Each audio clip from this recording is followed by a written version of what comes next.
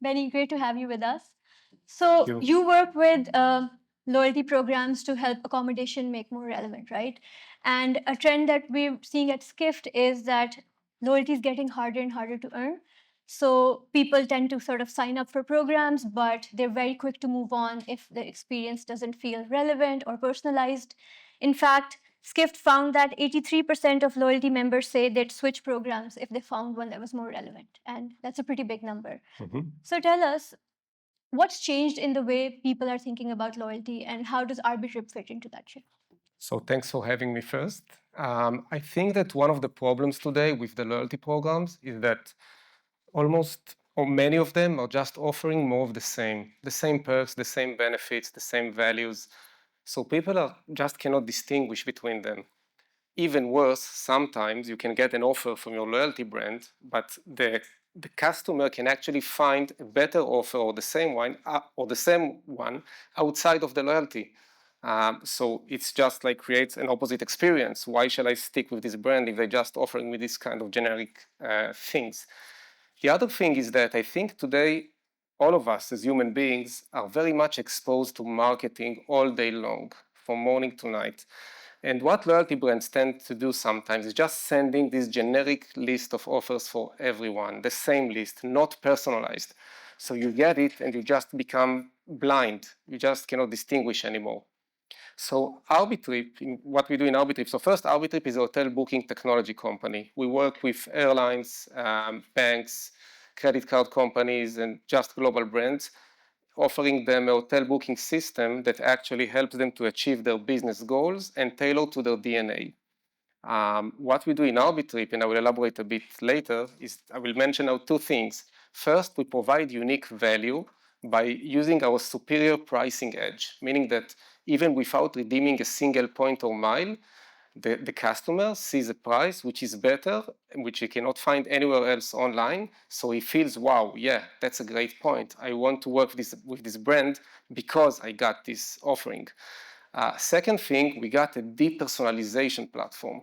So instead of just, yes, I get this generic offer, we do know how to work with the brand's data and our own data. And then we create a deep personalized experience. So the customer says, hey, they recognize my status, I'm a top spender, and they do see that. Right. So a lot of these airlines, banks, credit card companies you mentioned that you work with, I feel like a lot of them have strong loyalty programs in place, but when it comes to booking accommodation specifically, the experience is very disconnected from their brand experience overall. So what I mean is, as an example, the last time I booked a hotel with a loyalty program, I was redirected to booking.com. And that's the standard experience for most people. So I guess the question is, how are these programs approaching accommodation and where do you see the disconnect? So first, developing a hotel booking system is a hard task. And I know some airlines have tried in the past and miserably failed. So some of the loyalty brands took the simple approach. Let's just throw out our customer outside to a general affiliate or referral link, and let's hope he sticks with us. I see so many problems with that. So it's a simple approach. But first, the customer you just thrown out, he can find the same rate and experience without the loyalty brand. So even if it's a stop spender with this airline, for instance, he just will find the same rates and the same experience or even better ones in other places. So just for them. Second, it's totally not personalized, as we mentioned. So you don't give any recognition for the status. So let's say I'm a top spender with an airline. I get there, say, okay, that's nice, but this is all I get for being this type of top client. And eventually it brings to a very deep brand detach, I think, between the traveler and the brand itself, because there is a gap, and this gap eventually lead to churn. Right. I just want to dig a little bit deeper into something you spoke about. You spoke about loyalty members feeling, that gap. Um, which makes me assume that like loyalty should feel more personalized, more tailored, and more unique to the customers. So just from the point of view of these loyalty programs, what does that look like in practice for accommodation to feel unique for a loyalty member? So From my experience, and what I can suggest first is work on a white label native experience. So don't throw the customer out, but please keep it inside your ecosystem so at least he can see the logo and feel the brand. Second, bring them the unique value, just like we do in Arbitrip, providing this superior pricing edge. So there are certain stuff that can be done, but it must be unique. The third thing, again, is the personalization and taking into account the data you have. And today, loyalty brands are gathering a lot of data about the clients. So use this data to give them a personalized offer at the right time. He booked a flight, let's offer them a hotel, but not just a hotel, the right hotel. If it's a top spender, you shouldn't have him like a budget hotel, but maybe a five-star hotel like Café Royal. And the last thing, which I found really useful, I call it loyalty flexibility, meaning that yes, okay, so you give them the personalization and everything, but then let the brand control how much, let's say, how much a point worth based on status. Or, so give the brand the ability to actually manage the economics without hurting the user experience and the value you provide them. Right. Well, I mean, all of that sounds great, but again, from a loyalty program perspective, loyalty leaders ultimately care about outcomes, right? So when accommodation is done right, when it feels curated and personal, what changes do you see in terms of metrics like engagement, retention, share of wallet, etc.? So I can give you an example from our experience in Arbitrip. Whenever we start a project, the first thing we do is actually asking, what do you want to achieve with this project? Or how do you want to use the accommodation to achieve your business objectives? And this is an important question regardless of the project. I think loyalty leaders should ask them first, what am I going to do?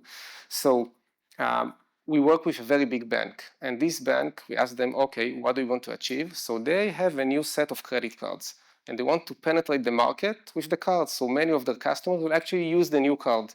So they wanted a high number of credit card activations, but also encourage the users, the travelers, to spend as much as possible on those credit cards.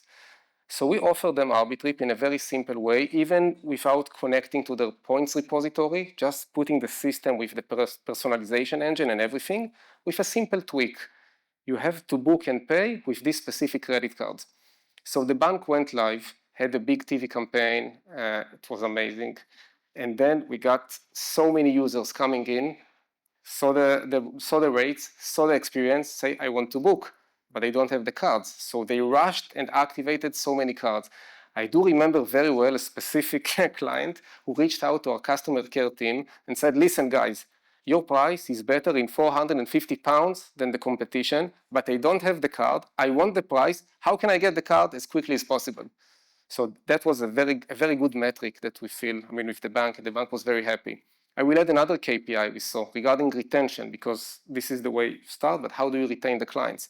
So I can share that for the last 18 months, for this specific implementation, 56% of the bookers booked more than one transaction, which is great. People are coming back. And the average number of bookings they have for every customer is 3.9, almost 4 bookings.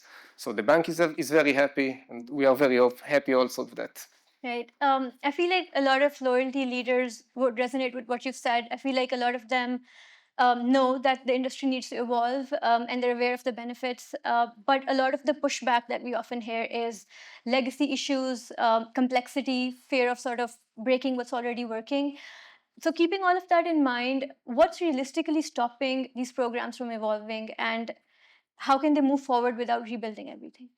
So I think it's always a combination, to be honest. First, yes, there are legacy technologies that you need to invest on. It's hard to develop and innovate on top of very old systems. For sure, it's always true. The thing is, there is always also the human, I call it the human enterprise factor. Sometimes for leader, they need to take the decision. Sometimes it's hard to challenge the status quo. Say, I'm trying to do something new and taking this risk. But the problem is that you need to innovate, or there is this phrase, innovate or die, and it's in these days, it's totally true.